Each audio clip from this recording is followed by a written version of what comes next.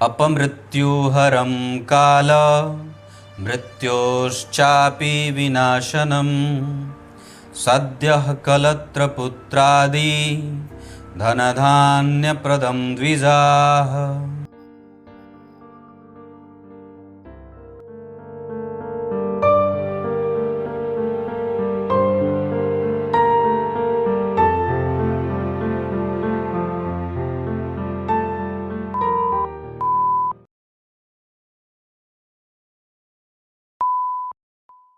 प्रिय दर्शकों नमस्कार, एक बार फिर से उपस्थित हूँ आप सबके सामने रविवार के कार्यक्रम में।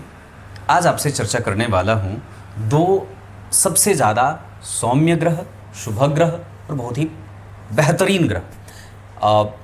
एक सबसे महत्वपूर्ण चंद्रमा, और वो महत्वपूर्ण इसलिए क्योंकि सारे ग्रह इस चंद्रमा का मुंह टुकुर टुकुर ताकते हैं और पूछते हैं कि क्या मुझे जातक को अपनी दशा काल में परिणाम देना है। और चंद्रमा कहता है रुक जाओ, पहले मैं अपनी स्थिति देख लूं।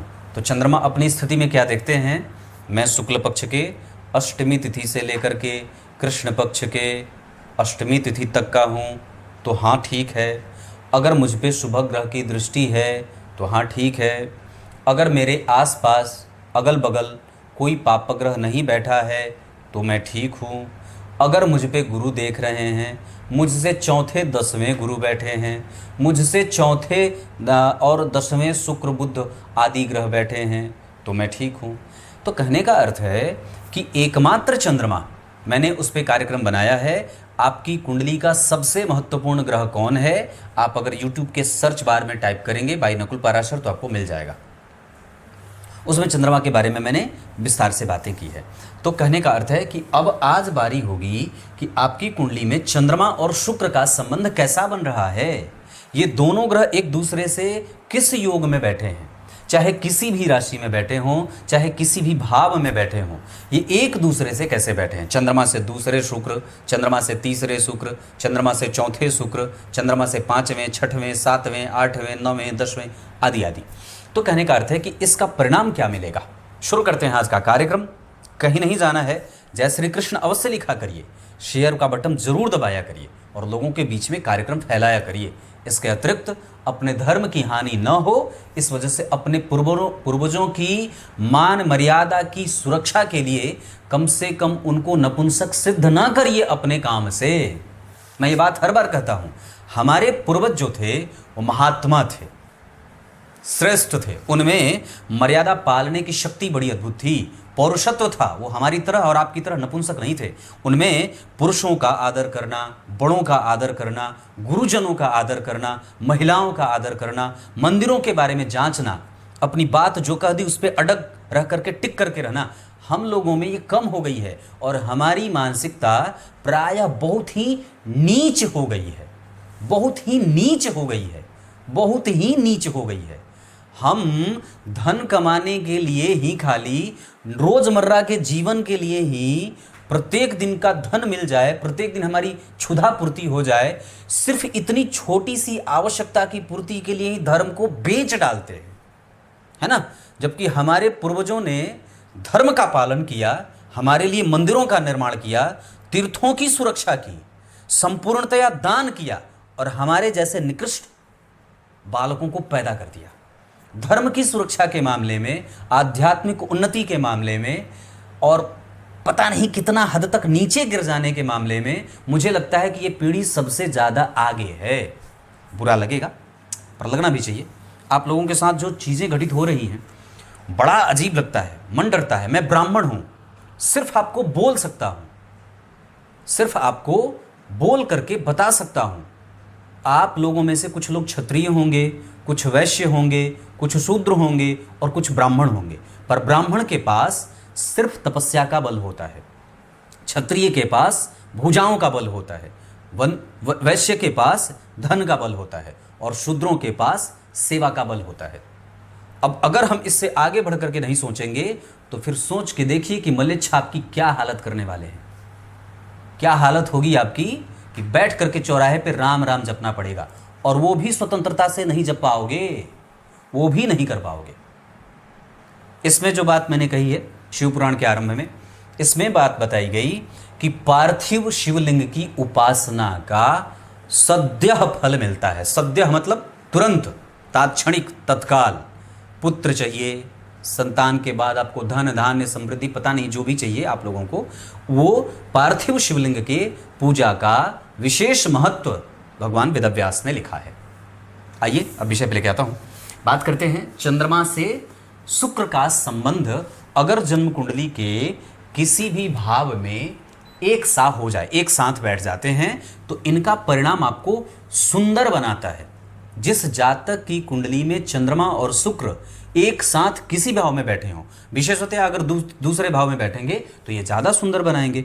सुंदर कहने का अर्थ मेरा बाहर से शारीरिक सुंदर होने का नहीं है, आप इसे भी कह सकते हैं क्योंकि शुक्र सुंदरता के परिचायक होते हैं, पर सुंदर कहने का अर्थ उसको मंत्र जप में भी हो सकता है, उसका अनुभव भी सुंदर हो सकता है, ज्ञान हो सकता है, श्रेष्ठ लोगों से उसकी मैत्री हो सकती है, सुंदर मैत्री हो सकती है, सुंदर परख हो सकती है। अब आप हर एक चीज के साथ, जिस भाव में सुंदर मृत्यु हो सकती है, अष्टम भाव में बैठेंगे तो सुंदर मृत्यु दे देंगे, नवम भाव में बैठेंगे तो सुंदर भाग्य होगा, दशम भाव में बैठेंगे तो सुंदर करियर होगा, एकादश में बैठेंगे तो सुंदर लाभ होगा, सप्तम में बैठेंगे तो सुंदर पत्नी मिलेगी, छठवें में बैठेंगे तो सुंदर शत्रु मिलेगा। सुंदर शत्रु का अर्थ क्या होगा? वो देखने में सुंदर ही होगा, उसकी शत्रुता आपको नुकसान नहीं करेगी।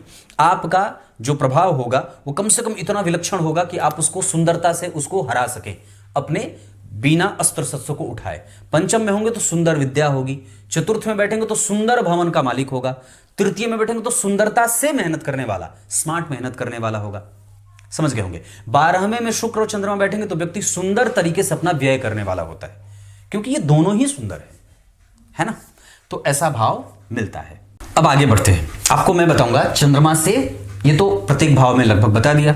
चंद्रमा से दूसरे घर में शुक्र देव व्यक्ति को धनवान बनाते हैं, सुखी बनाते हैं और बेहतरीन बनाते हैं। मतलब यहां पे अगर चंद्रमा आपकी कुंडली में चंद्रमा से दूसरे घर में शुक्रदेव बैठे हैं तो इसका बहुत ही संतुलित और बेहतरीन परिणाम जातक के जीवन में देखने को मिलता है। चंद्रमा से तीसरे घर के शुक्रदेव असंतुलन पैदा करते हैं, नियमबद्ध, अकर्मण्यता, और कई बार व्यक्ति अनुशासित जीवन जीने वाला नहीं होता है।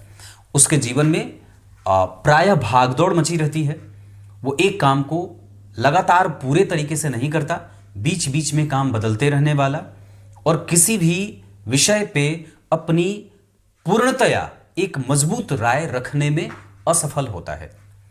चंद्रमा से चौथे घर के शुक्र को कुछ शास्त्रों में कमजोर भी बताया गया है, पर मैंने आज तक लगभग जितनी कुंडलियां देखी हैं उसमें चंद्रमा से चौथे घर के शुक्र व्यक्ति के दाम्पत्य को बेहतर, श्रेष्ठ दाम्पत्य का भोक्ता और सुंदर पत्नी के साथ साथ धनवान और बेहतरीन अनुभव वाला इंसान बनाते देखा है। मतलब चंद्रमा से चौथे घर के शुक्र, जहां पे कमजोर बातें बताई गई हैं कुछ शास्त्रों में, वहां पे उसके अशुभ परिणामों में संपत्ति इकट्ठा करने में कमजोर परिणाम बताए गए हैं। चंद्रमा से पंचम घर के शुक्र बड़े अच्छे होते हैं, ये व्यक्ति को धनवान, सुखी, मतिमान, बुद्धिमान बनाने के साथ साथ निष्णात और गहरी रुचि रखने वाला, तह तक जाकर के किसी भी बात को समझने वाला और बेहतरीन इंसान बनाते हैं। मतलब ये ठीक होता है, ये बहुत अच्छा है। चंद्रमा से छठवें घर के भी अच्छे होते हैं, पद, प्रतिष्ठा, सम्मान, समाज में आदर और जीवन के सभी सुखों को भोगने वाला बना देते हैं। यहां भी आपको सारी चीजें मिल जाती हैं। चंद्रमा से सातवें सामान्य हो जाता है, लेकिन चूंकि दो शुभग्रह हैं और दोनों एक दूसरे को देख रहे हैं, इस वजह से यहां पे उलट करके कुछ अच्छे परिणाम भी जातक के जीवन में देखने को मिलते हैं। पर यहां व्यक्ति इंद्रियों पे विजय प्राप्त नहीं कर पाता है, वो सदैव स्वाद लोलुप होता है और मति भ्रम की स्थिति में कभी कभी जाने वाला और अपने अनुभवों का संपूर्णतया लाभ प्राप्त नहीं करने वाला होता है। चंद्रमा से आठवें घर के शुक्रदेव ये असंतुलित होते हैं, यहां व्यक्ति को कमजोरी भी मिलती है, यहां कई बार व्यक्ति कष्ट में होता है। अगर शुक्रदेव चंद्रमा से आठवें घर में बैठे हैं तो आपको अपने स्वास्थ्य का, अपने पाचन तंत्र का काफी ध्यान रखना पड़ता है। चंद्रमा से नवें घर के शुक्र भी बहुत अच्छे होते हैं, यहां भी व्यक्ति धार्मिक और लोगों को देने वाला, दानी और सभी धर्मों का समान आदर करने वाला, सबको श्रेष्ठ भाव और व्यवहार से देखने वाला होता है। इसे भी बहुत अच्छा कहा जा सकता है। दशम स्थान के भी पद, प्रतिष्ठा, ज्ञान और समाज में बड़ी अच्छी मान मर्यादा वाला, उसके घर पे भवन, भूमि, वाहन, मतलब इन सभी चीज़ों का कोई दिक्कत नहीं होता, वो आराम से जीवन बिताता है। उसके पास उसके दिए गए धन से कौन पोषित नहीं होता है, सबको ऋण देने वाला होता है, सबको आज्ञा देने वाला होता है और समाज में ऊंचे तबके के लोगों में इसका नाम आता है। चंद्रमा से एकादश में शुक्र अच्छे नहीं होते। चंद्रमा से एकादश में घर के शुक्र व्यक्ति को हालांकि महत्वाकांक्षी तो बनाते हैं, जीवन के अंतिम अवस्था में उसकी सारी इच्छाएं पूर्ति होती हैं, आरंभ में उसको थोड़ा कष्ट उठाना पड़ता है। यहाँ पे कई बार उसको बहुत छोटे साधन में अपने जीवन की दिनचर्या फुलफिल करनी पड़ती है। वहीं चंद्रमा से 12वें घर के शुक्र अशुभ परिणाम करते हैं, जहां व्यक्ति को नेत्रों से, माथे के दर्द से, अतिरिक्त व्यय से, स्वभाव से, कई लोगों के, महिला और पुरुषों के संपर्क में रहने वाला और किसी एक चीज पे ठोस सबूत पेश करने वाला नहीं होता है। यहां चंद्रमा जो है वो सबसे ज्यादा अच्छे परिणाम सप्तम, नवम, पंचम और धन भाव में करते देखे गए हैं। दशम स्थान में भी अच्छे परिणाम करते देखे गए हैं। कुछ इसी तरीके से आज के इस कार्यक्रम का समापन करते हैं। तब तक के लिए बहुत बहुत नमस्कार।